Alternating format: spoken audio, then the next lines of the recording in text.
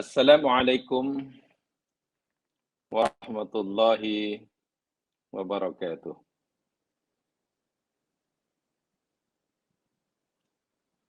Innal hamdalillah nahmaduhu wa nasta'inuhu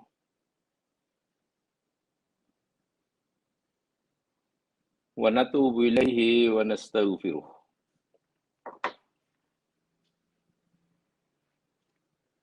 Na'udzu billahi min syururi anfusina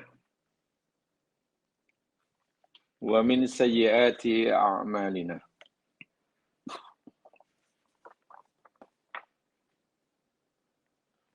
May yahdihillahu fala mudhillalah wa may yudlil fala hadiyalah.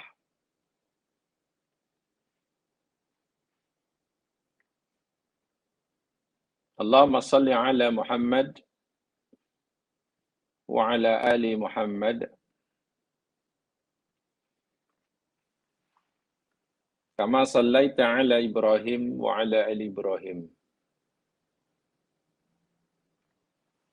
Wa barik ala Muhammad wa ala ali Muhammad kama barakta ala Ibrahim wa ala ali Ibrahim fil alamin innaka Hamidum Majid.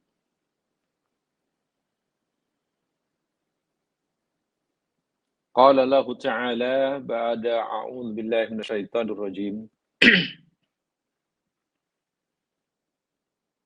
Wa ma hadhil hayatud dunya illa lahu wa la'ib. Wa inna ad-daral akhirata lahiyal hayawan law kanu ya'lamun.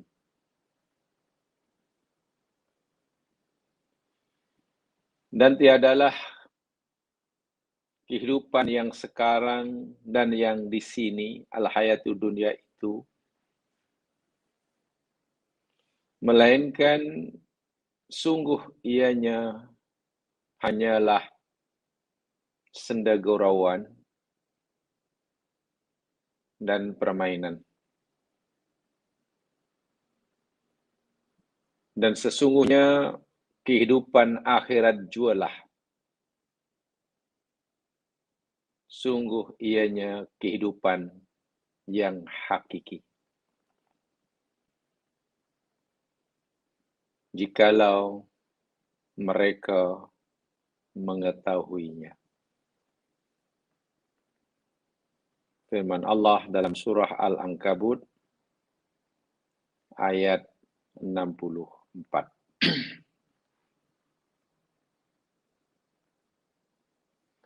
Muslimin muslimat rahimakumullah.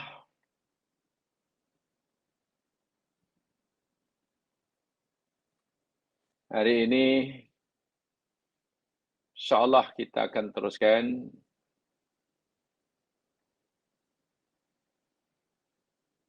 seri kajian kita kaitan dengan erti kehidupan di dunia. Dan kita masih bicarakan tajuk bahwa kesenangan yang Allah berikan di dunia kepada seseorang seringkali ianya menjadi asbab ia bersifat sombong, angkuh, menerima kebenaran. Walaupun kemewahan dunia tidak secara otomatik menyebabkan orang itu sombong, angkuh, menolak kebenaran, tetapi Allah mengingatkan kepada kita kesenangan duniawi seringkali membuat orang lupa akan tujuan ia diciptakan dan hidupkan. Ini bermakna lupa atau tidak, sombong atau tidak, menolak atau menerima kebenaran, sebetulnya puncanya yakni pada diri orang itu sendiri.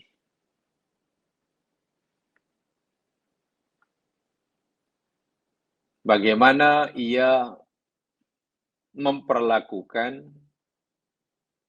menilai, melihat kemewahan dunia. Bagi mereka yang melihat, menganggap kenikmatan dunia itu adalah tujuan hidupnya,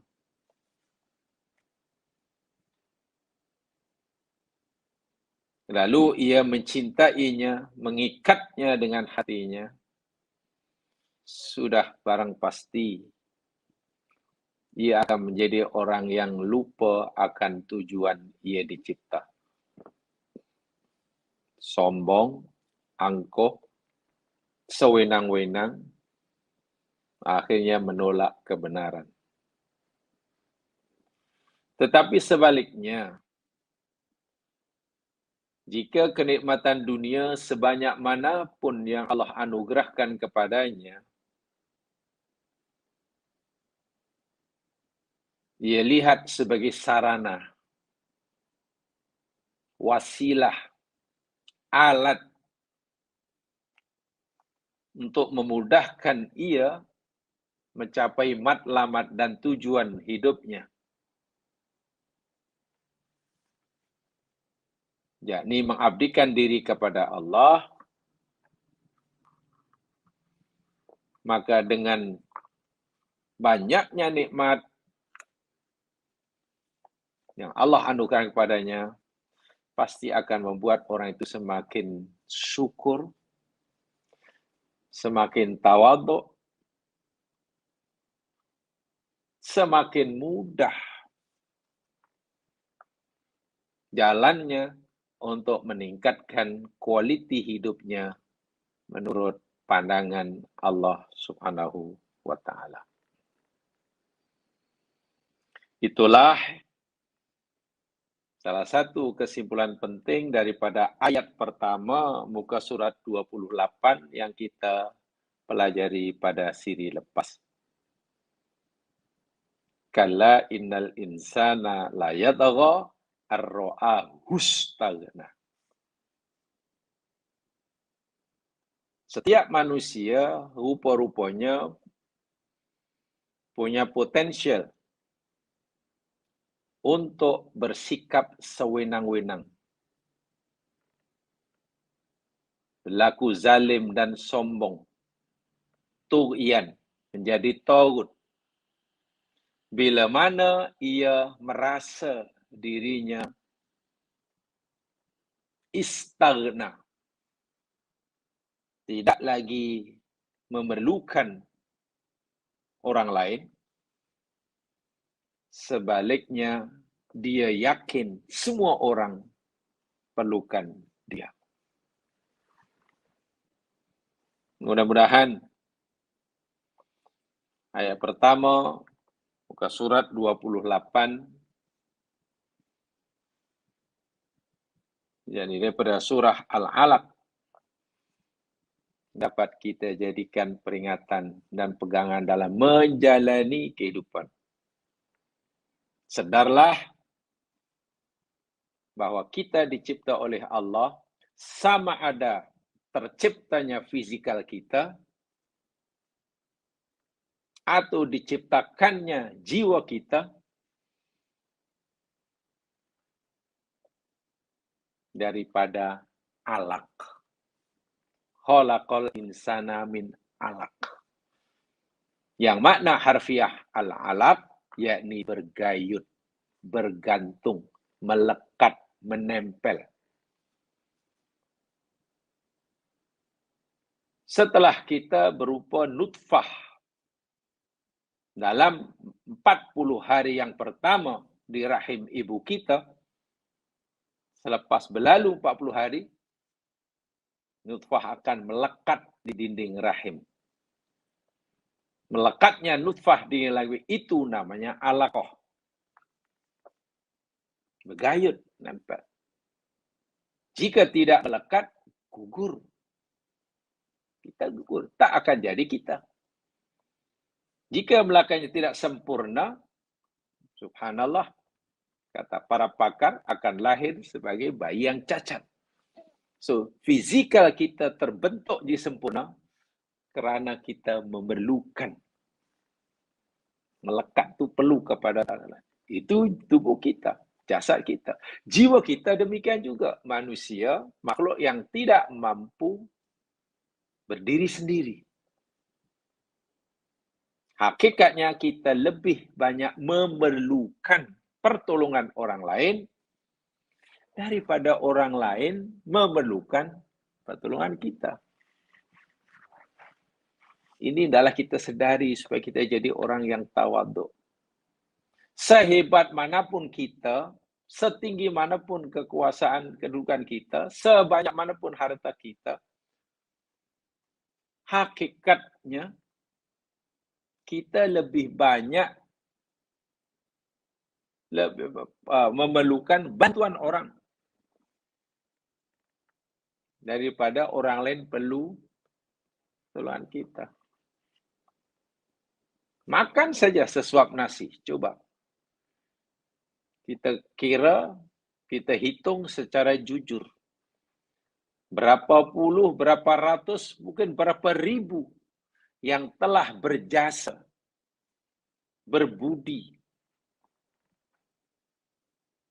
kepada kita sehingga kita dapat makan sesuap nasi. Coba kalau kita jujur.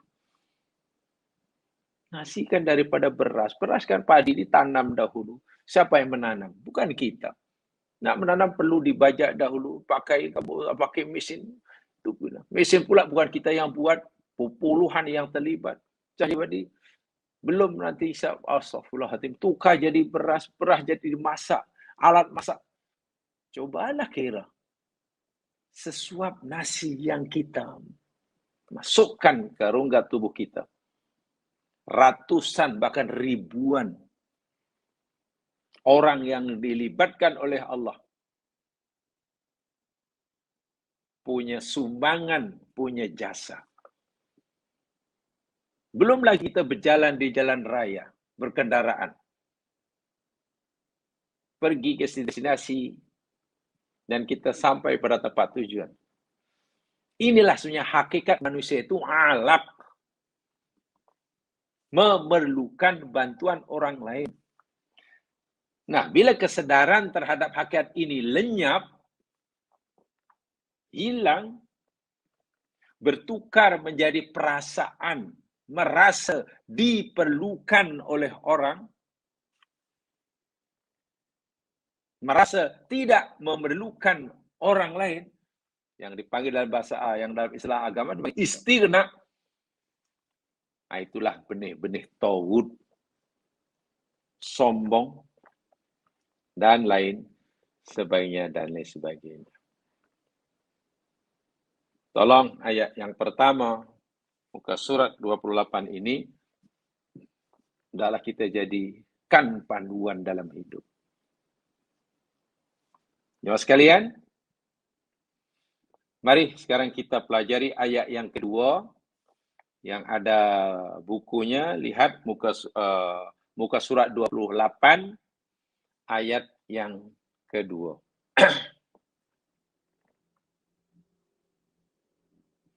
Yang tidak ada, lihat surah Al-Baqarah, ayat 258.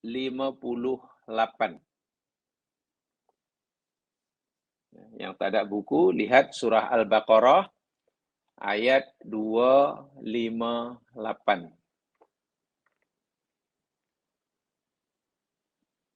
Yang ada buku, lihat muka surat 28, ayat yang kedua. A'udzu billahi minasy syaithanir rajim. Alam tara ilal ladzi hajja Ibrahim fi rabbih an ataahu Allahul mulk idh qala Ibrahim rabbiyal ladzi yuhyi wa yumiit qala ana uhyi wa umiit qala Ibrahim fa inna Allaha ya'ti bisyamsi minal masyriq fa'ti biha minal maghrib fabuhital ladzi kafar wallahu la yahdil qaumaz zalimin. Alam tara, tidakkah engkau melihat,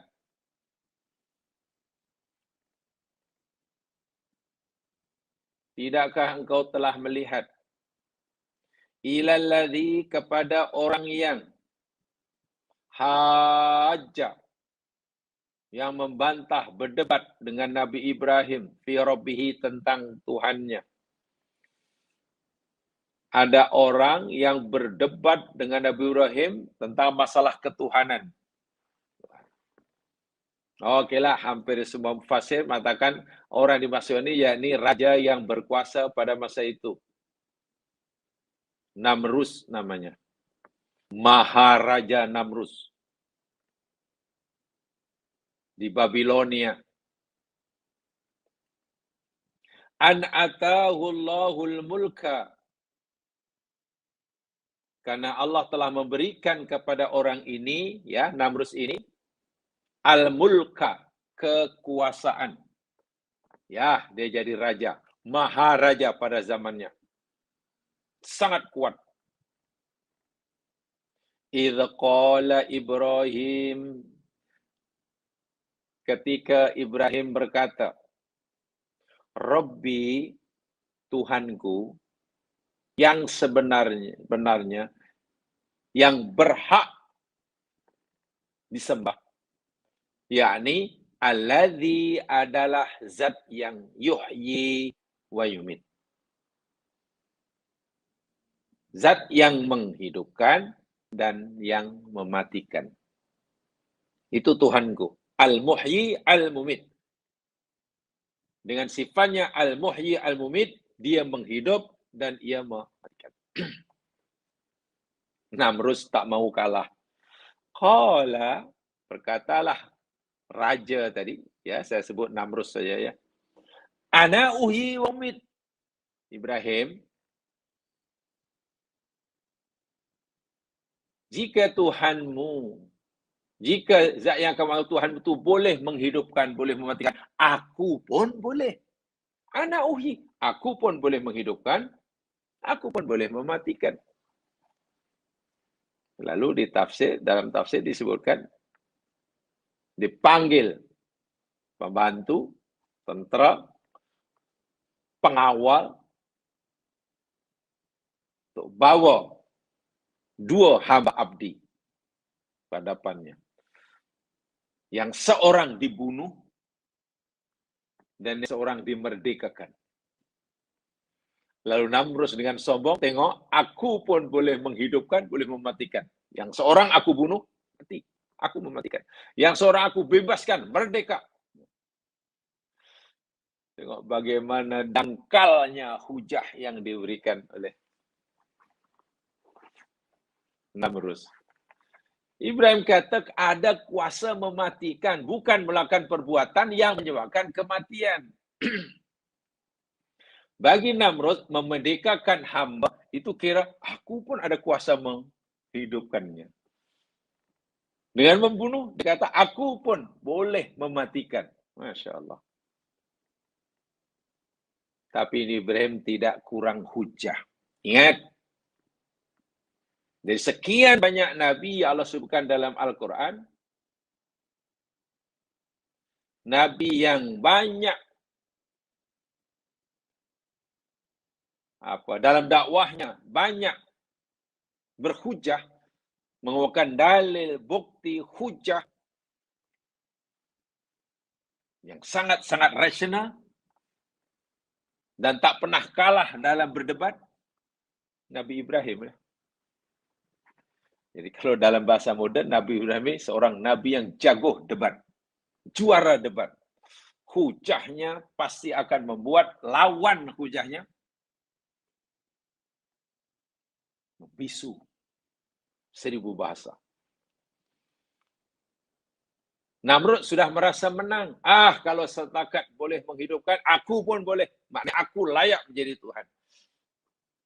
Qala Ibrahim. Ibrahim berkata, fa innallah, sesungguhnya Allah, Tuhanku itu namanya Allah. Yang dia bukan sekadar boleh menghidupkan dan matikan, tapi Allah Tuhanku itu ialah ya'ti bisyamsi minal masyriq.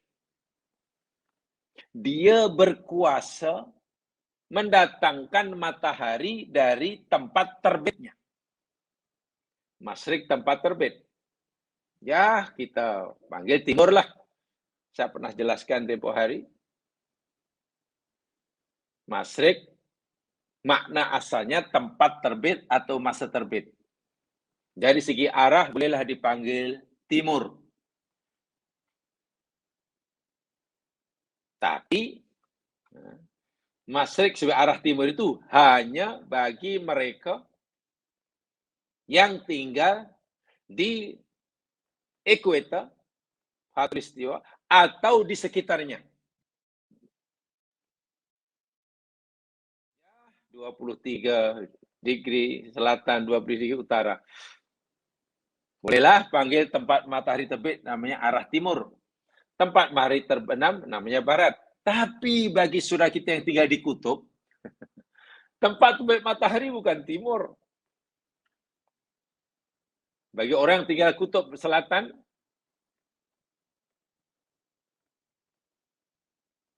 yang tinggal di kutub utara, katalah, tempat terbit matahari bagi orang yang tinggal di kutub selatan, di utara.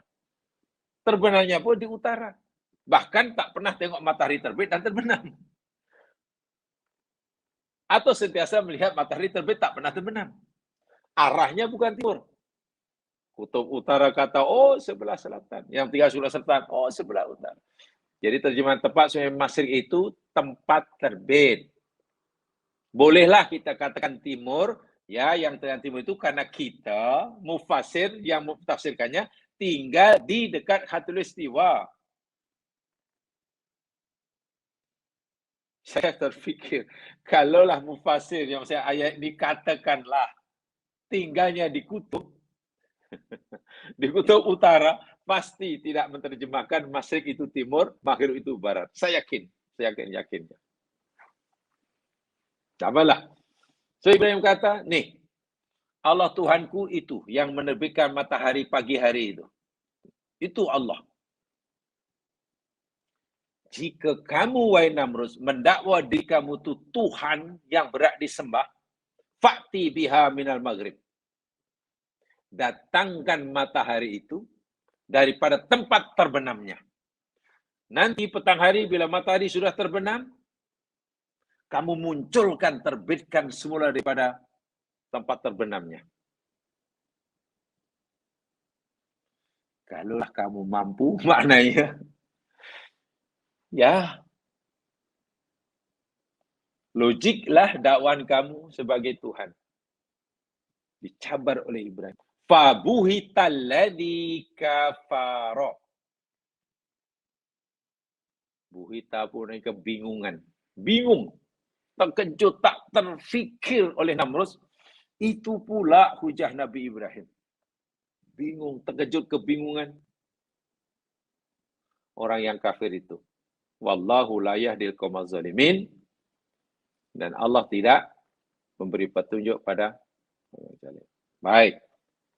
Ayat ini cerita tentang orang sombong, angkuh, takabur, sehingga menolak kebenaran yang disampaikan oleh utusan Allah, Nabi Ibrahim. Orang ini namanya Namrud. Punca keangkuhan yang menyebabkan ia angkuh, yakni kemewahan dunia.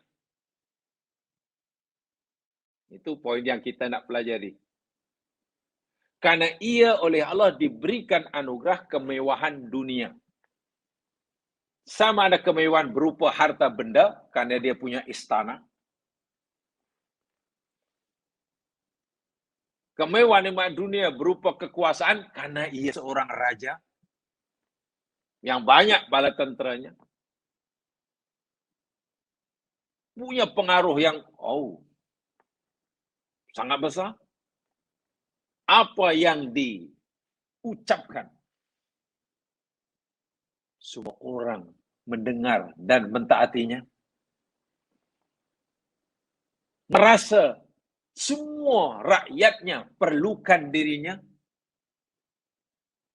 Sementara dia tidak merasa tidak perlukan seorang pun di rakyatnya. Buktinya dengan senang-senang panggil seorang hamba abdi, dibunuhnya. Bukan aku perlu dia, dia perlu aku. Ini contoh yang nyata. Namrud. Sombong karena kemewahan yang Allah berikan di dunia. Saya tadi, jamaah sekalian, hampir semua fasir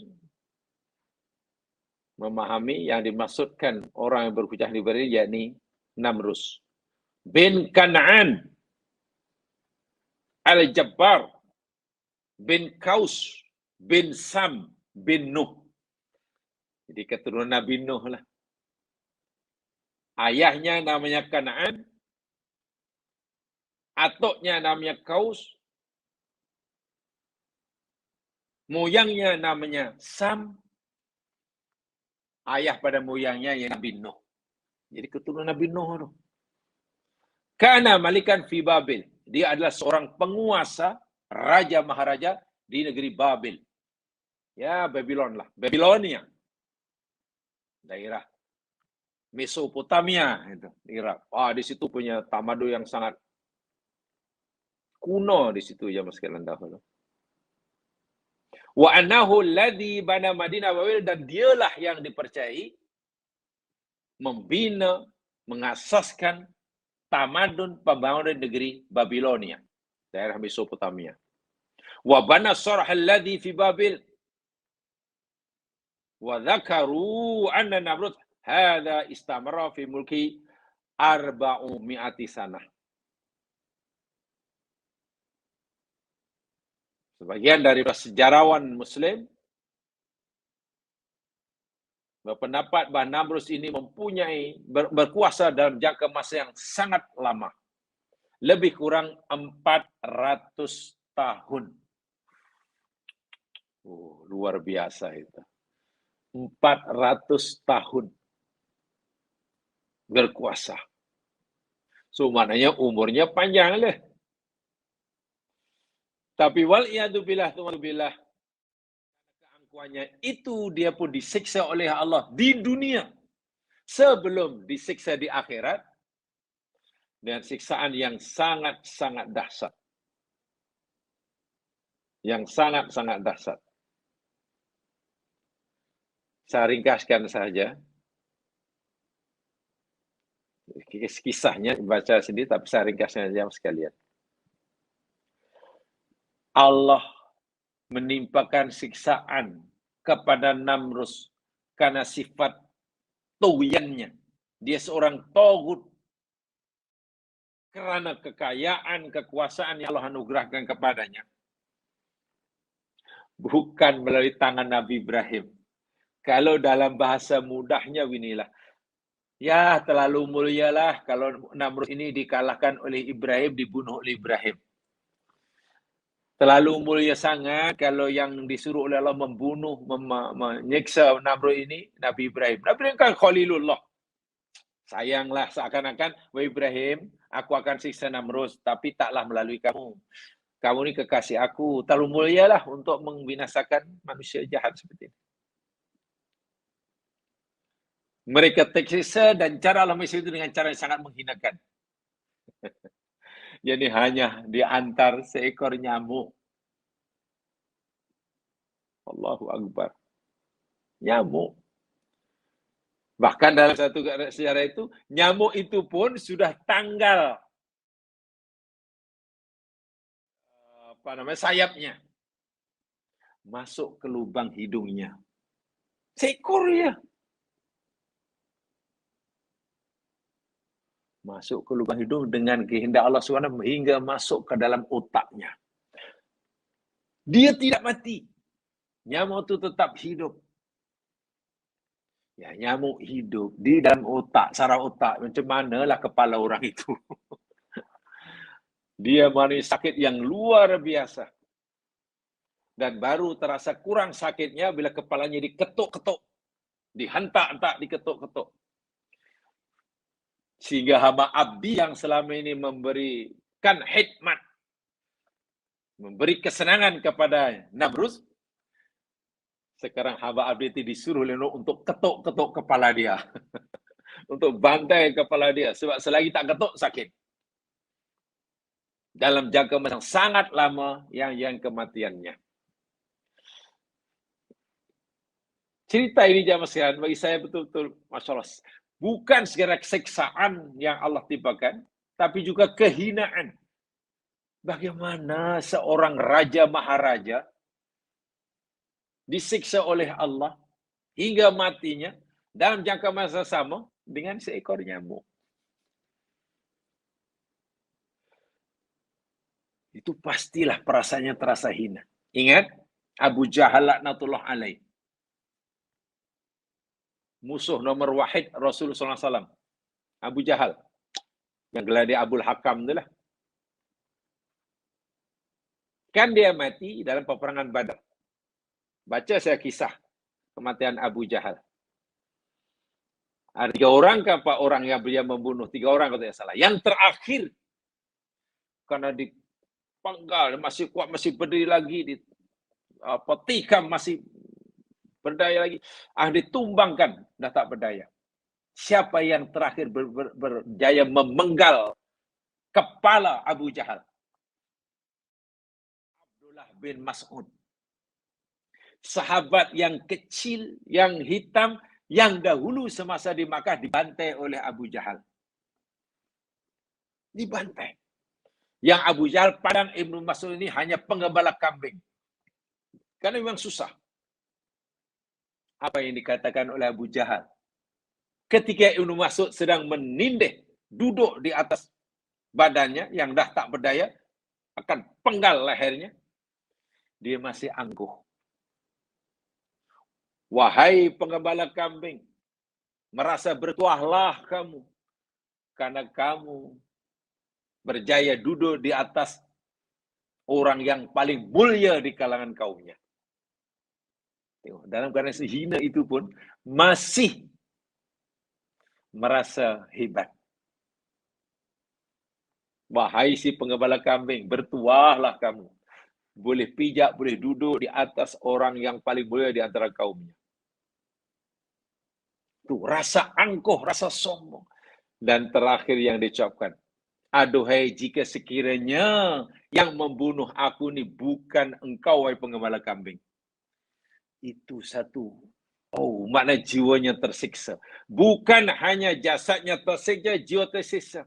Dan tersiksa ia merasa hina kerana ternyata yang berjaya membunuh Abu Jahal dirinya, yang merasa dia paling mulia, orang yang dianggap paling hina.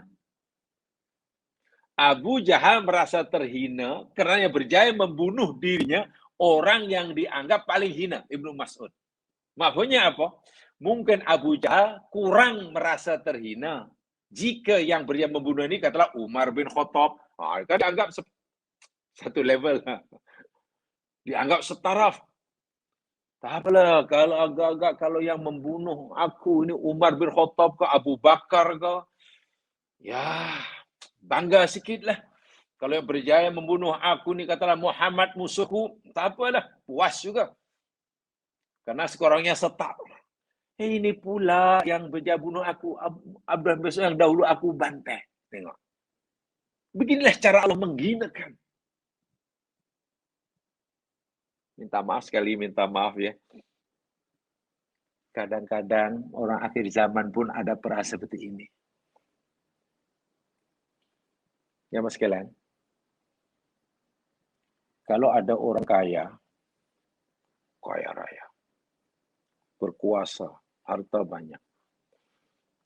Lalu dia meninggal, menemui ajalnya.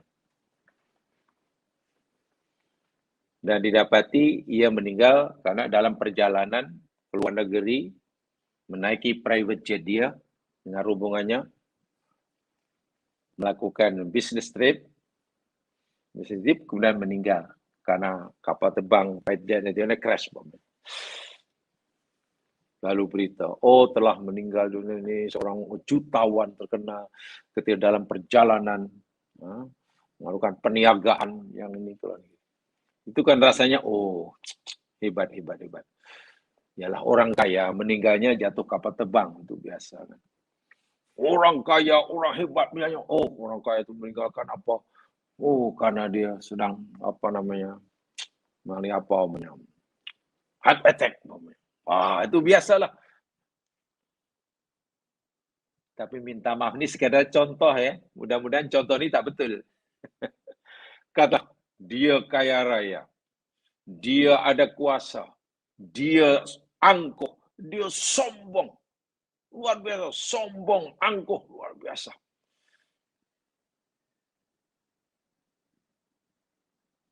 Dia meninggal, menemui ajalnya.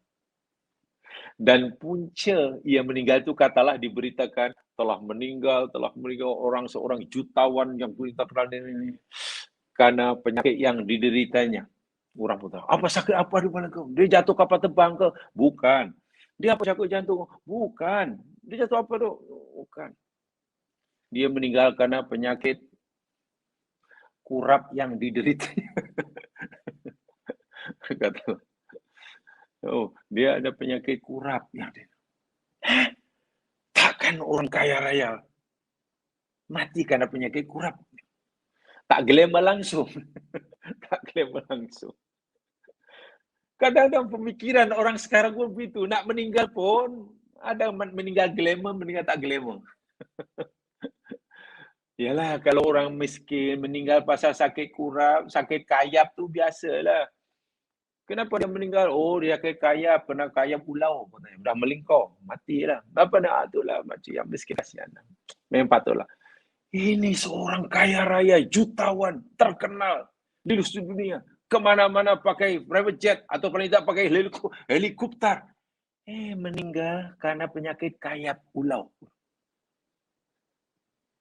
Mungkin ada yang berfikir, tak gelema langsung. Hinanya lah. Tahu tak, Namrus diperlakukan begitu oleh Allah Subhanahu Wa Taala. Ini karena fikiran dia. Sombongnya luar biasa. Seakan-akan Allah berfirman, kamu sombong, kamu tolak ajaran aku. Kamu tolak nabiku. Kamu tolak kebenaran. Karena aku beri kamu kekuasaan, kehebatan. Seakan-akan kamu boleh buat apa saja. Karena kekufuranmu itu, aku akan balas dengan siksaan. Dan siksa yang aku timpakan pada kamu bukan sekadar menyakitkan, tapi menghinakan. Bukan sekadar menyakitkan, siksa itu menghinakan. Mati karena nyamuk masuk dalam otak. Allahu Akbar walillahil hamd. Abu Jahal mati karena kesombongannya. Bukan sekadar menyakitkan kematiannya, tapi juga menghinakan. Abu Jahal merasa terhina karena berjaya membunuhnya orang yang dianggap paling hina. Ibnu Mas'ud. Mafhumnya, kalaulah yang berjaya membunuh aku ni Umar, tak apa.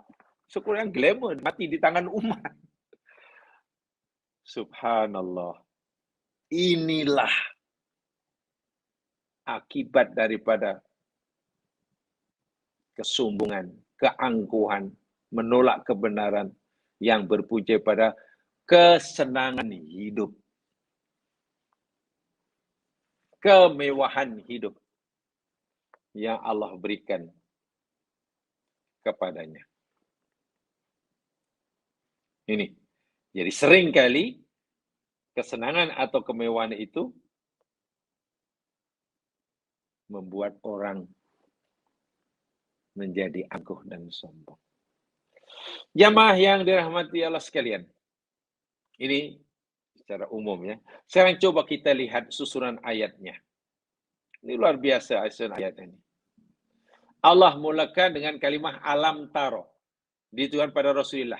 Yang terjemahan Melayunya alam taro ini, bukankah engkau telah melihat?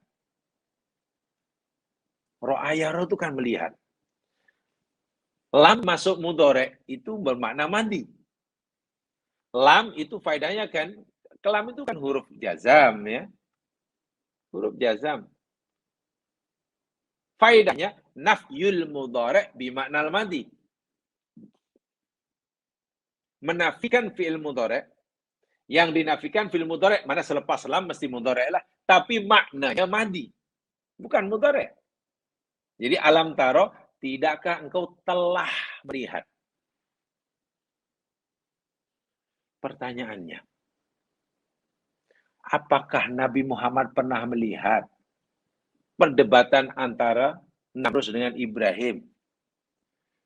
Tentulah jawabannya, tak pernah. Nabi belum lahir. Ya, Nabi belum lahir. Bila Nabi tak pernah melihat dan tak mungkin melihat karena Nabi belum lahir, ketika Nabi berdebat dengan Namrud, kenapa pula Allah bertanya pada Muhammad, bukankah engkau telah melihat? Ini macam mana nih pertanyaan ini? Ibarat kita jamaah sekalian, ya, belum lahir pada zaman Jepun. Pada zaman Jepun, semasa hari kemerdekaan diisytiharkan oleh almarhum Tunku Abdurrahman Putra Al-Hajj, kita belum lahir. Peristiwa itu belum. Tiba-tiba ada orang tanya sekarang. Ada cikgu lah bertanya pada muridnya. Bukankah engkau telah melihat bagaimana almarhum Tunku Abdurrahman Putra mengisytiharkan kemerdekaan? Saya ingat muridnya cuma ternganga. Kenapa cikgu tanya kami, bukankah engkau telah melihat? Kami belum lahir lah cikgu. Memanglah kami tak pernah melihat. Kalau pertanyaan, adakah engkau melihat? Itu senang jawapannya, patut. Adakah engkau melihat? Bagaimana Tunku mengisytiharkan kemerdekaan? Tidak cikgu, kami tak melihat. Tapi pertanyaan bukan adakah engkau melihat? Bukankah engkau telah melihat? Nah ini, ada asrarul balaghiyah di sini. Jamaah sekalian, di dalam ayat ini tidak disebut ya siapa lawan debat Ibrahim. Okey? Tidak disebut. Kan tidak sebut Namrus, tidak sebut dalam ayat ini, ayat sebut Ibrahim. Tentu. Bila tidak disebut, ini salah satu rahsianya jamaah sekalian.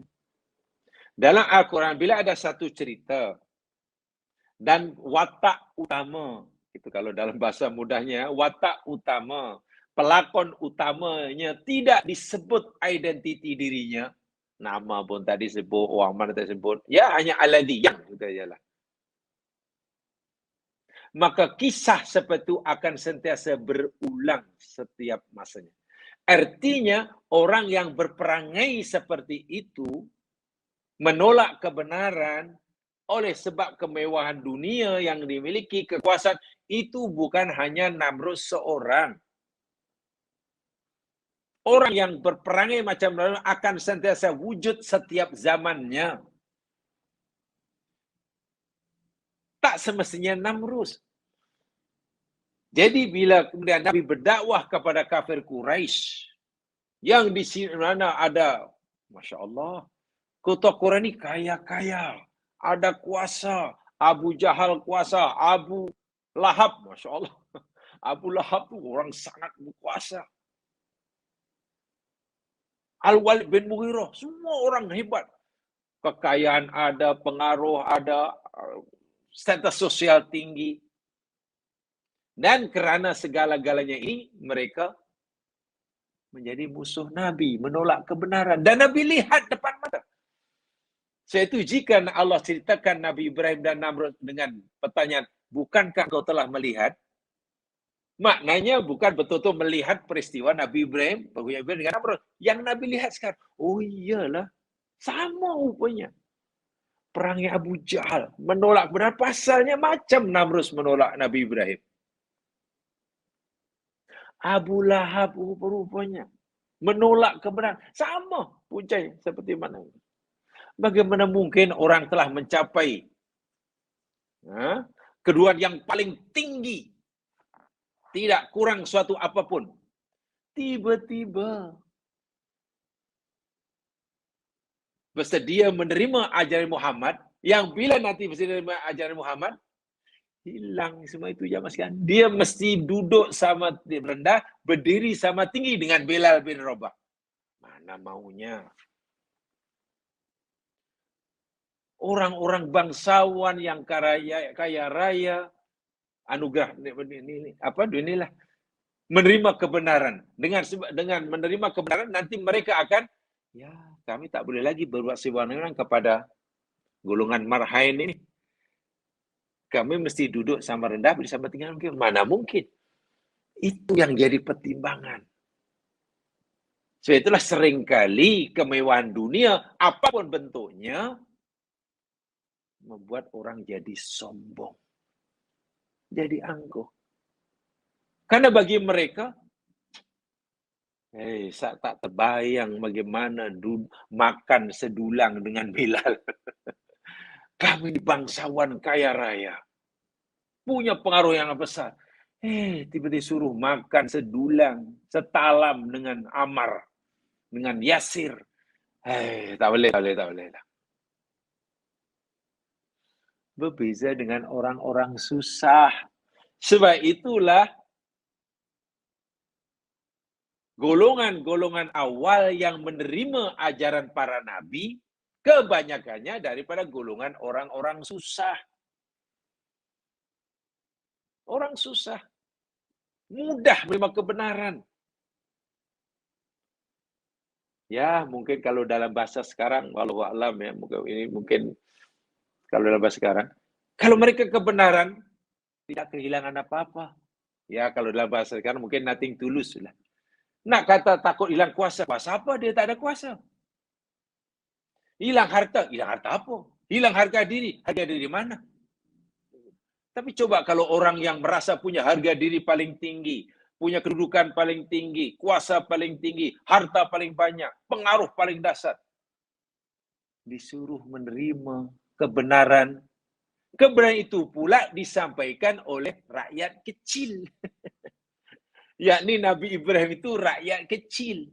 Hanya anak kepada pematung. Pematung itu mana pembuat patung lah. Kan rakyat kecil. Rakyat biasa. Menyampaikan kebenaran. Namrud pula raja. Nah, inilah penghalang besar ya Mas Kilan. Penghalang besar. Hati-hati. Manusia dia ada sifat kesombongan itu. Menyampaikan kebenaran. B, menyampaikan kebenaran yang sama dengan E. Sama-sama kebenaran. C, kepada seseorang. Yang menyampaikan kebenaran ini orang yang mungkin dianggap setara. Kedudukannya sama, kendalanya sama. Ya, bagi orang yang tak okelah, saya boleh mendengar. Sebab yang menyampaikan ini lebih kurang sama dengan saya, kedudukannya sama, pelajarnya, kesusahan sama. Mungkin orang yang mendengar merasa selesa, tidak tercabar harga dirinya. Tapi coba kalau golongan-golongan, minta maaf, golongan-golongan yang tinggi status sosialnya, yang merasa punya harga diri yang tinggi,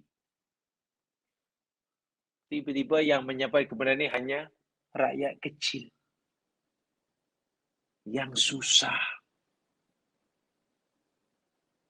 yang miskin, yang tidak punya pengaruh. Maukah mendengar?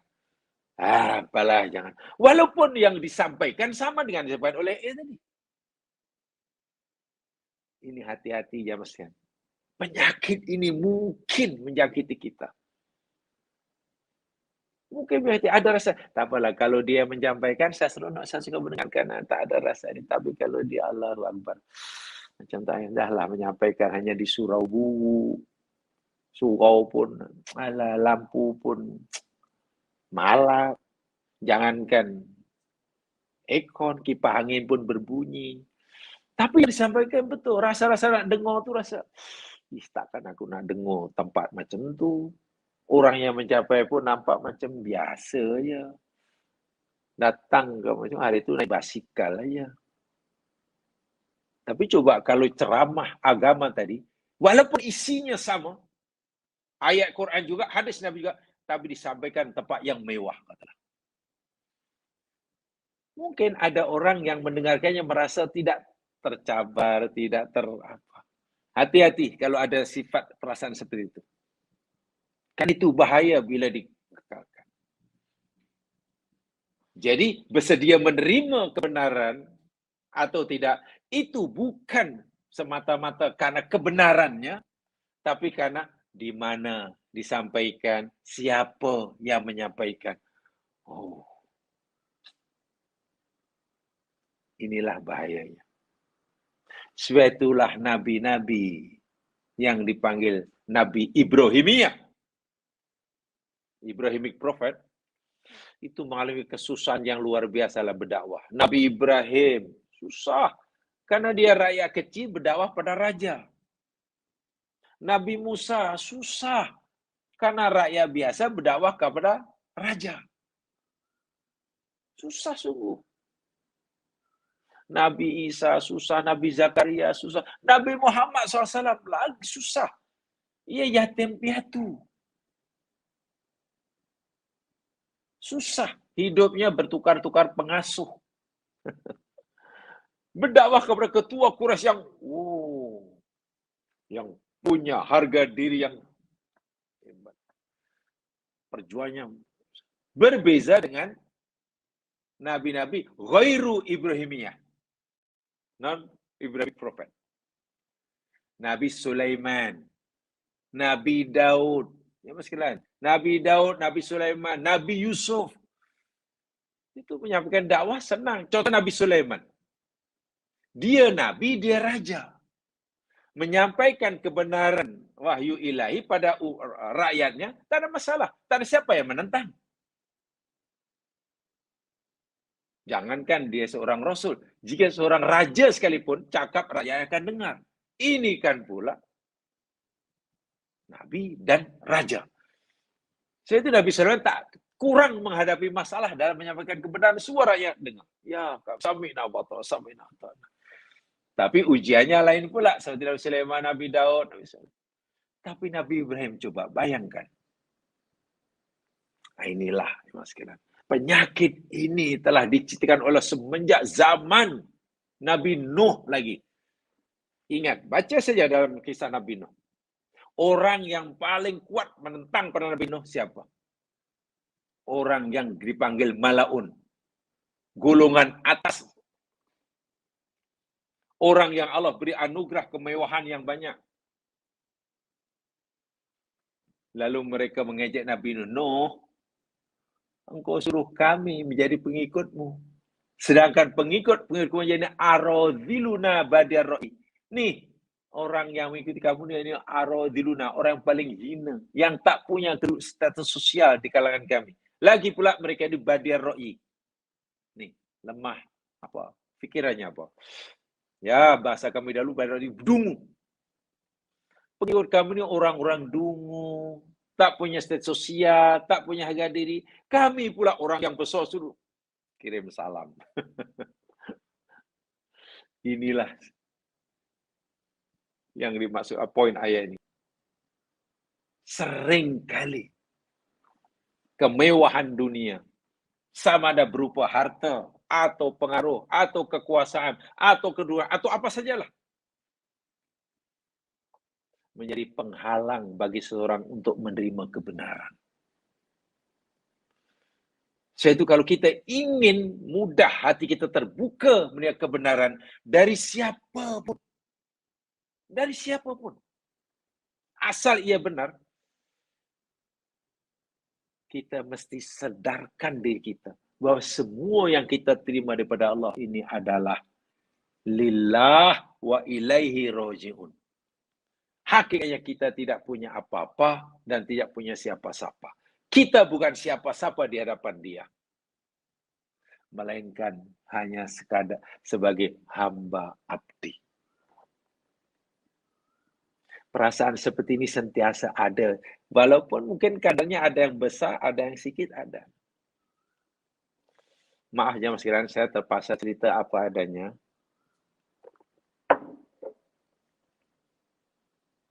Ini kisah benar. Ya, awal tahun 90-an dulu lah, 1990-an dan 94, 95, saya lupa tepatnya. Itu tutup pernah. Dan saya dengar sendiri, rupanya zaman saya yang pun dengar. Ada hamba Allah. Waktu itulah, mudah-mudahan sekarang Allah ampunkan dosanya, dan sekarang mudah-mudahan penyakit itu tidak ada. Dia hanya mau hadir ke kelas. Kelas agama maksudnya. Dia ingin belajar. Jika tempatnya seperti mana yang dia tentukan. Mana tempat mesti grand, tempat mewah macam tu. Kalau hanya setakat katalah di Dewan Masjid yang biasa, mesti yang macam itu. Ada syarat-syarat yang ditentukan. Ya, saya boleh belajar, tapi ialah tempat mesti yang standard lah. Orang mesti ini.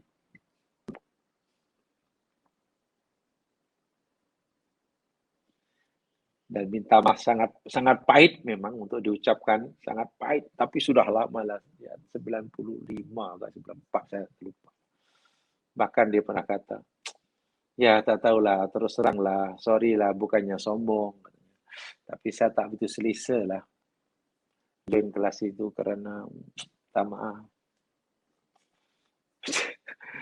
Sampai ceramahnya datang pakai motosikal. Karena penceramahnya dikata datang pun macam tak lah, pakai motosikal aja. Hamba lu datang pakai driver. Dan driver dia datang. Ini pernah berlaku seperti itu. Coba. Nak menerima pelajaran agama, pengertian. Boleh tu kan, kalau tempat di sini, saya baru nak belajar. Kalau orang menyampaikan itu, saya bilang. Tapi kalau orang yang menyampaikan dirasa kurang setaraf, tempatnya tak sesuai dengan status sosialnya, tak. Inilah penyakit Namrus. Itulah penyakit Fir'aun. Itulah penyakit orang-orang kafir Quraisy dahulu. Itulah yang Allah firmankan dalam ayat pertama dalam surah Al-Alaq itu. Innal insana yadgha ar-ra'au istaghna. Dan ini Allahu Akbar. Mudah-mudahan sekarang sudah tidak ada. Saya husnudzon saja. Kalau belajar di tempat yang macam itu dengan susah, tak nak lah. Walaupun pelajarannya Quran, hadis, tapi kalau buat kelas di hotel tu okey lah. Kalau buat kelas di hotel, saya datang. Kalau ya, wallahualam lah saya. Mudah-mudahan lah cara berfikir. Belajar memang bagus, tapi kalau belajar hanya mau belajar, dituan oleh tempatnya. Siapa yang menyampaikan, bukan apa yang disampaikan. Ingat ya mas sekalian. Kaum Nabi Nuh menolak Nabi Nuh itu bukan semata-mata dia meragui kebenaran ajaran Nabi Nuh, tapi juga kerana Nabi Nuhnya yang dipandang sebagai orang yang Allahu Akbar wa ya golongan marhain lah. Namrus, hujah kalah dengan Nabi Ibrahim. Maknanya betul nih Ibrahim nih, betul. Kan sebelum Nabi Ibrahim dibakar, hujah panjang lebar. Betul lah. Kami tak mampu nak melawan hujah Nabi Ibrahim. Semua betul. Mengakui dia. Tapi kenapa kalau mengakui kebenarannya, dia tak mau menerima? Karena faktor Ibrahimnya. Bagaimana mungkin aku seorang raja, aku seorang penguasa, aku punya segala-galanya. Dengar pula cakap orang yang rakyat kecil. Inilah yang sering menjadi penghalang orang menerima kebenaran, yang menimbulkan rasa angkuh, sombong. Sombong di sini ini menolak kebenaran. Nabi Muhammad SAW jelas sekali. Saya tunjukkan ayatnya ya. Mudah-mudahan penyakit ini hilang daripada diri kita masing-masing. Karena bahaya. Sangat-sangat bahaya. Lihat firman Allah Subhanahu wa taala di dalam surah Zukhruf. Coba lihat. Surah 43 ayat 31. Surah Az-Zukhruf surat 43 ayat 31. Ini yang dialami oleh Rasulullah, satu di antaranya ya.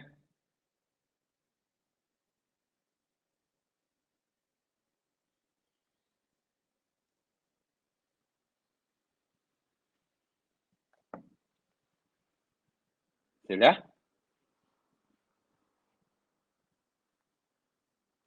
Saya bacakan daripada ayat sebelumnya.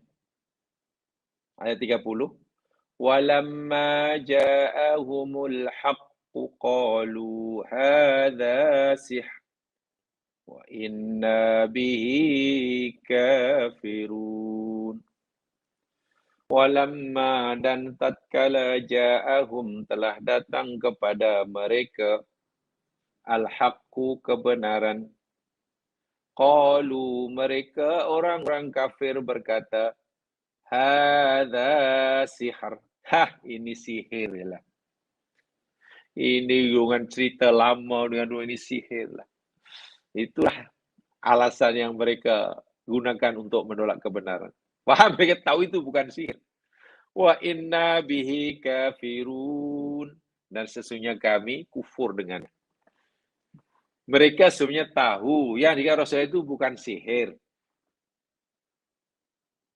Tapi untuk mengurangi rasa bersalah, apabila mereka menolak, maka apa yang disampaikan Muhammad itu dinamakan sihir. Kan menolak sihir tidak bersalah. Menolak sihir ini tidak salah, ya Mas sekalian. Bukan sekadar tidak merasa bersalah, tidak bersalah. Jadi macam mana kita menolak sesuatu kebenaran supaya kita tidak merasa bersalah bila kita menolaknya. Bagilah nama yang buruk-buruk pada kebenaran itu. Ah, ini sihir, nah, ini pembohong nih, ini jampi serapah. Ah, tolak. Itu sebenarnya hanya mainan psikologi mereka. Mereka gagal membuktikan bahwa yang disampaikan oleh Nabi itu sihir. Bukan. Kalau mereka kata, ini benar lah, Muhammad betul lah, betul. Nah, nak menafikan kebenaran kan rasa bersalah. Paling tidak ada rasa bersalah. Berat. Suara hati kecilnya pasti memberontak. Tapi kalau, ini sihir, tolak aja lah. Senang. Bahkan apa kata mereka? Rupa-rupanya bukannya kebenaran yang disampaikan oleh Nabi Muhammad itu yang mereka tolak. Bukan pasal kebenaran yang disampaikan. Tapi faktor si penyampainya. Wa qalu dan mereka berkata, laula nuzzila hadzal Qur'anu ala rajulin minal qaryataini azim. Orang kafir Makkah berkata, iyalah betul lah, memang yang disampaikan oleh Muhammad itu bukannya sihir dan bukannya ucapan bomoh. Yang disampaikan Muhammad itu betul lah, memang betul dan baik. Ajaran Muhammad ini baik betul. Lagi pula Muhammad ini seorang yang ummi. Macam mana boleh mengarang ucapan seindah itu bahasa dia? Ini memang betul lah, hebat lah. Dia kata sebagai Quran tu memang betul lah. Tapi apa kata mereka? Kalau ia pun yang disampaikan itu memang Quran. Tapi kenapa? Laula nuzila hadzal Quran. Kenapalah Quran yang semulia ini, secantik ini, sebenar ini kandungannya, tidak diturunkan ke atas rojulin, seorang lelaki, azimin, yang agung, minal qaryata, ini dari dua kampung, dua negeri. Asalnya rojulin azimin ya, itu dipisahkan. Menurut orang kafir Quraisy yang golongan ningrat, inilah golongan aristokrat, golongan ningrat yang punya kemewahan duniawi yang hebat ini, Nabi Muhammad SAW mereka katakan tidak layak menerima Al-Quran ini. Sehingga kita tidak mau menerima. Karena faktor Muhammadnya. Bukan karena Qurannya tak betul. Yang disampaikan betul. Tapi hanya karena menyampaikan Muhammad, seorang yang ummi, yang miskin. Kenapalah Quran yang secantik ini tidak diturunkan kepada orang yang layak, lebih layak pada Muhammad. Dan orang yang layak ini orang yang besar yang dikenal oleh dua negeri. Makkah dan Taif waktu itu. Ada orang menurut salah satu tafsir yang nama orang ini sangat terkenal di kalangan orang Makkah, juga sangat terkenal di kalangan orang Taif. Nabi Muhammad tidak dikenal di Taif. Ada orang yang dikenal. Dalam tafsir disebutkan orang itu bernama Al-Walid bin Al-Mughirah. Ayah kepada Khalid. Khalid bin Al-Walid itulah. Al-Walid ini jamaah seorang peniaga yang sangat berjaya. Kaya raya. Anaknya laki-laki semuanya. Semuanya laki dan berjaya. Apalagi orang Arab Quraisy kan membanggakan anak laki. Punya anak perempuan kan malu. Ditambah pula Al-Walid bin Al-Buni seorang pakar bahasa, pakar sastra. Bahkan dia pernah berkata kepada kaumnya termasuk Abu Jahal, aku orang yang paling mengerti sastra, syair Arab. Bahkan syair jin pun aku kuasai. Artinya dari si kelayakan akademik namanya, kelayakan akademik, kelayakan kekuasaan, ya Walid lah. Dia kaya, dia anaknya laki-laki ramai semua berjaya, dia ahli perniagaan, dia pakar bahasa, pandai orangnya, namanya terkenal, tersohor di kalangan orang Makkah dan juga orang Taif. Artinya apa? Kalaulah Quran ini diturunkan kepada Walid bin Mughirah, Walid yang menjadi nabi, mereka akan, ya kami akan ikutlah. Sekurang-kurangnya, kami tak rasa terhina. Karena nabi kami orang yang kaya, berjaya, pandai.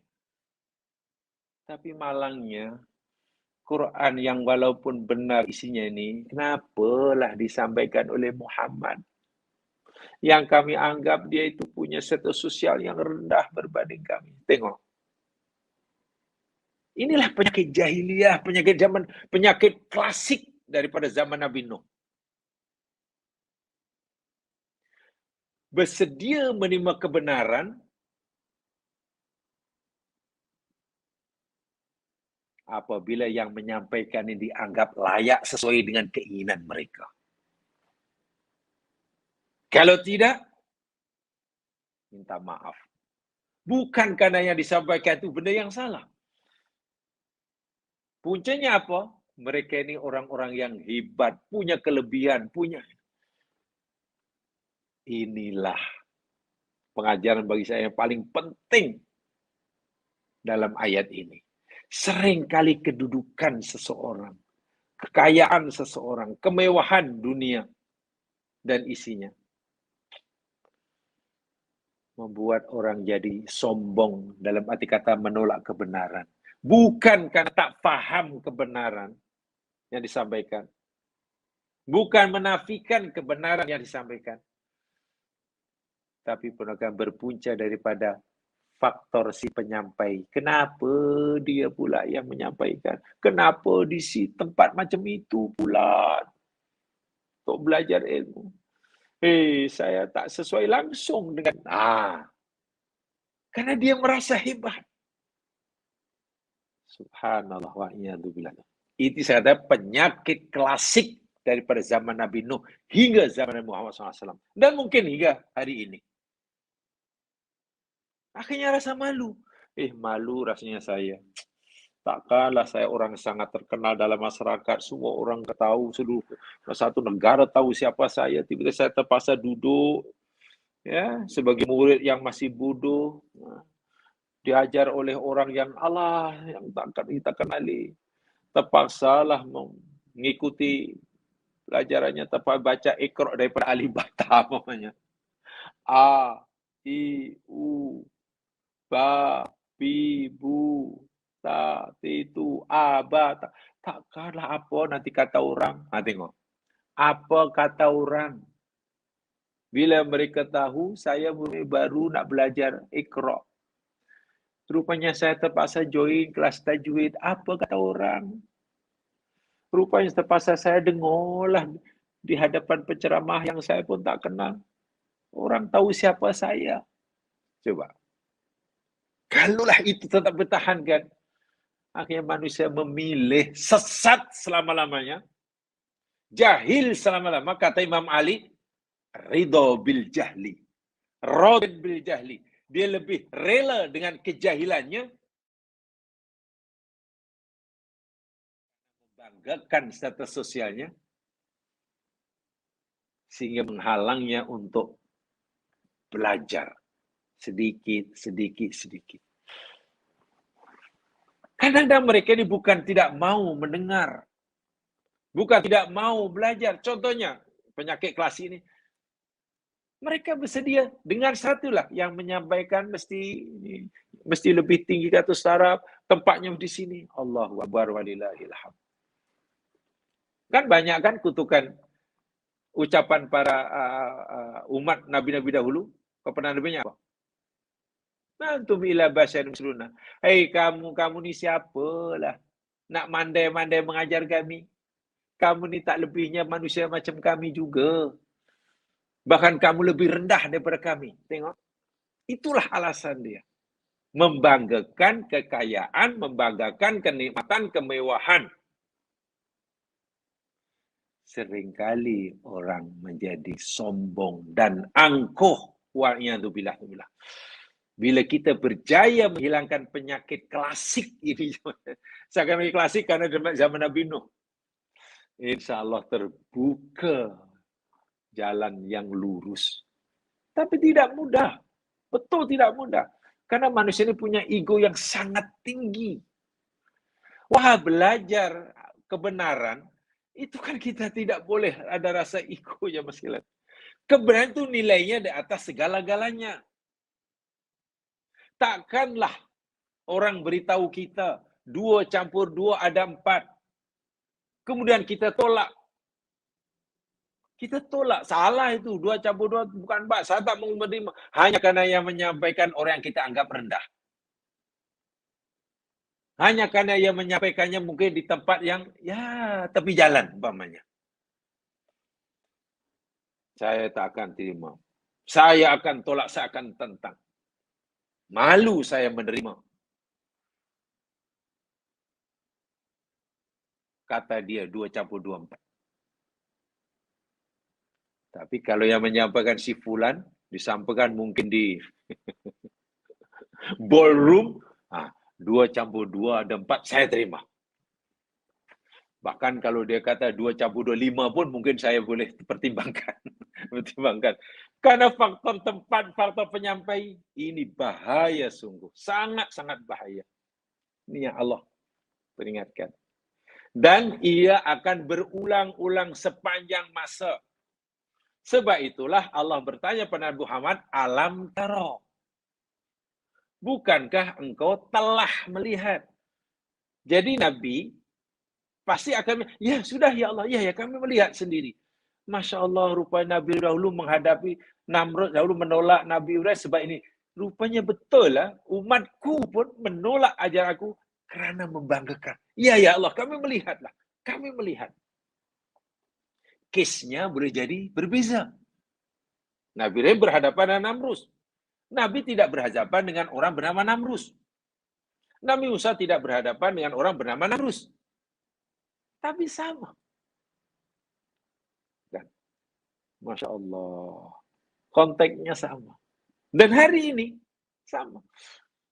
Salah satu daripada penghalang seseorang melihat kebenaran. Salah satu asbab kesombongan seseorang menerima kebenaran. Kemewahan yang Allah berikan kepada dia. Itulah hakikat ke dunia boleh membuat orang buta itu. Paham ya?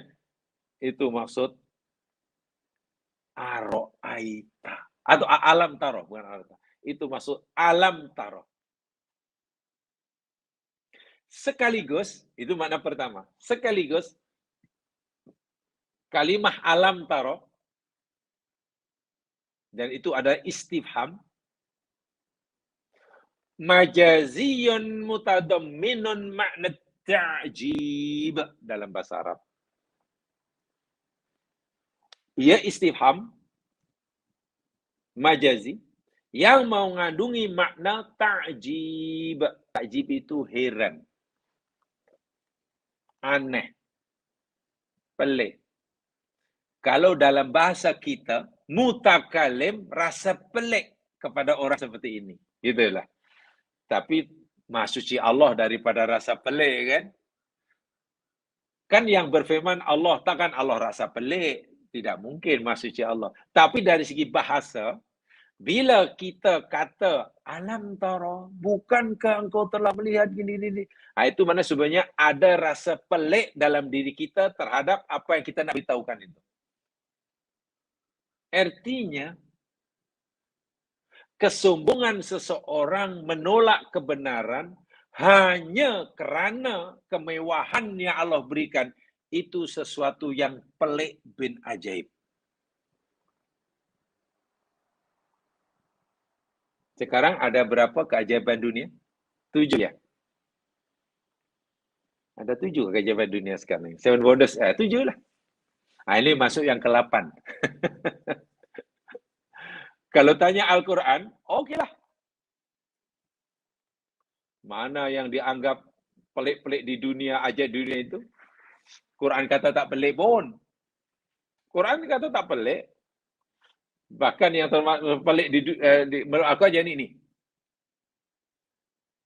Orang sanggup menolak kebenaran yang hakiki. Kebenaran itu hakiki, tidak sempat tetap dunia hingga akhirat. Itu nak kebenaran. Kan al-haq salah satu maknanya subut. Menurunkan orang masuk surga. Seseorang sanggup menolak kebenaran yang dengan kebenaran itu membolehkan ia masuk surga, atau dia lebih rela tak masuk surga, lebih bersedia masuk neraka hanya kerana kemewahan dunia. Pelik tak pelik orang seperti itu. Sedangkan kemewahan dunia ini hanya bersifat sementara. Anda sedang kuasa sekarang, berada di kemuncak kekuasaan. Berapa lama? 1 tahun, 2 tahun, 10 tahun, 30 tahun, 100 tahun? Mana ada 100 tahun berkuasa? Hilang sekelip mata. Anda kaya raya. Macam-macam ada. Jumlah kekayaan tak terbilang. Adakah Anda dapat menikmati semuanya? Sama sekali tidak. Berapa lama Anda merasa bangga dengan kekayaan? Sekelip mata. Nikmat dunia bersifat sementara. Suatu saat pasti kita akan meninggalkannya, atau dia yang akan meninggalkan kita. Tiba-tiba, kesenangan, kenikmatan yang sementara itu menjadi penghalang baginya untuk menolak kebenaran, yang dengan kebenaran itu, jika ia menerima, dapat surga. Seolah-olah Allah kata begini, seakan-akan untuk mendekat pemahaman. Wahai hambaku, pilih satu di antara dua. Kamu nak surga kekal abadi, kamu nak selamat daripada neraka yang azabnya luar biasa, atau kamu nak nikmat dunia yang sementara dan sekejap. Orang ni pilih dunia yang sekejap. Dengan sikap kamu yang menolak surga, menolak kebenaran mana-mana surga. Dengan sikap kamu yang memilih masuk neraka karena menolak kebenaran, hanya karena kamu bangga dengan kesenangan, itu perbuatan yang sangat ajaib. Itu termasuk keajaiban dunia. Kalau ikut Al-Quran ini termasuk keajaiban dunia. Pelik sungguh. Apapun, jangan dibanggakan. Jangan menjadikan kita sombong maksudnya. Kekayaan ke, kekuasaan ke, ilmu, kepandaian. Dulu sebelum punya apa-apa, ya Allah, bukan baguslah. Tawadhu, cakapnya lebih banyak dia bertanya. Lebih banyak bertanya, lebih banyak mendengar. Sekarang mentang-mentang dah pandai, merasa pandai. Wah, bukan sekadar tidak mau mendengar cakap orang. Dia mau semua orang mesti mendengar ucapannya. Semua pendapat orang yang salah, selagi tak sama dengan pendapatnya. Angkuh sungguh ini orang. Semua pendapat yang benar ada pendapat saya seorang. Yang tak sama dengan pendapat saya, salah. Kalau kamu hendak mengetahui kebenaran pendapat orang lain, pastikan. Minta confirmation dengan saya. Kalau saya proof dia benar, benar. Wih, sombong sungguh. Akhirnya dengan sebab kesombongan jadi hakim. Seakan-akan dia bukan lagi pendakwah, tapi menjadi hakim. Pendakwah mana menyeru kan? Ingat, ada satu moto yang saya tertarik sekali. Nahnu du'at, lal qudot. Kita ini pendakwah, bukan penghukum. Namanya pendakwah, bukan penghukum. Kalau penghukum kemana-mana bawa penghukum ni, kuda tu penghukum apa hak hakim, pengadil. Namanya pengadil kemana-mana bawa apa ya? Hakim, pengadil. Kalau hakim mesti pegang apa tu ya? Hammer tu ya. Ketuk. Tuk, berapa salah tu. Kalau pengadil kemana bawa? Kad kuning, kad merah. Yellow card, red card. Anak, yellow card, kad kuning. Sikit-sikit, red card, red card. Ya namanya pengadil. Salah sikit, keluar pada cek. Bukan. Kenapa ya? Dulu tak macam itu dia. Dulu tak macam itu ketika masih belajar sama. Kenapa sekarang? Oh, gambarnya mungkin karena dia pandai lah. Sikapnya berubah. Seakan-akan semua pendapat orang lain salah belaka. Pendapat dia yang betul. Boleh jadi orang sombong dengan ilmunya. Dengan darjah, dengan pangkatnya. Dengan sijil dan digrinya. Boleh jadi. Kita memang disuruh belajar tinggi-tinggi. Tapi janganlah sampai kejayaan kita belajar tinggi malah justru membuat kita Allahu Akbar, subhanallah. Na'udzubillah min dzalik. Jangan. Jamaah sekalian, saya akan simpulkan begini sajalah. Untuk sementara kesimpulan saya. Karena ini cerita orang sombong ya. Nikmat dunia buat orang sombong menolak kebenaran. Secara umum ada 3. Orang sombong sehingga menolak kebenaran secara umum itu ada 3. 1, kerana kekayaan. Kemewahan dunia. Dan itu dicontohkan, ditunjukkan oleh Qorun. Baca situat Qorun. Yang kedua, kerana kenikmatan kekuasaan. Dalam hal ini dicontohkan oleh Allah melalui Namrus, Fir'aun. Sombong, tolak. Yang ketiga, karena darah keturunan. Merasa dirinya punya keturunan, apa wallahu alam apa istilahnya ya. Golongan Brahmin ke, berdarah ningrat ke, golongan aristokrat ke, wallahu alam lah apa istilahnya. Yang pasti merasa dirinya lebih mulia daripada orang lain karena darah keturunannya nasabnya. Boleh jadi. Waliyadzubillah, dan ini dicontohkan oleh iblis. Menolak perintah Allah, menghina Adam karena merasa dirinya lebih baik, lebih layak. Ana khairun minhu, khalaqtani min nar wa khalaqtahu min tin. Aku lebih baik daripada Adam, ya Allah. Aku tolak perintahmu. Aku tak akan menghargai Adam.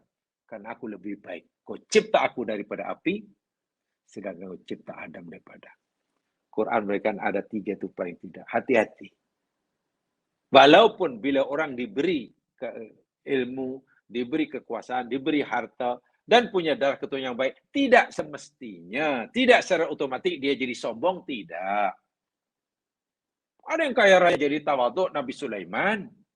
Abu Bakar, Umar, Utsman, Abdullah bin Auf itu kaya raya, berdarah Quraisy, tawaduk. Allah hanya ingatkan, seringkali kemewahan dunia yang aku berikan ini membuat orang jadi sombong, menolak kebenaran. Jika dia salah menilainya, salah mengerti akan hakikat kehidupan dunia. Untuk apa sebenarnya kemewahan, kekuasaan yang Allah anugerahkan itu? Bila itu salah penilaian, ya pasti akan jadi sombong lah. Akhirnya ditolak kebenaran. Bukan karena kebenarannya, tapi karena si penyampai dianggap tak layak. Macam orang Quraisy, kalaulah yang jadi nabi ini Walid bin Mughirah, kami rela, kami bersedia menjadi pengikutnya. Karena sama taraf dengan kami. Ini yang jadi Nabi Muhammad, asyik orang yatim piatu, sorry lah.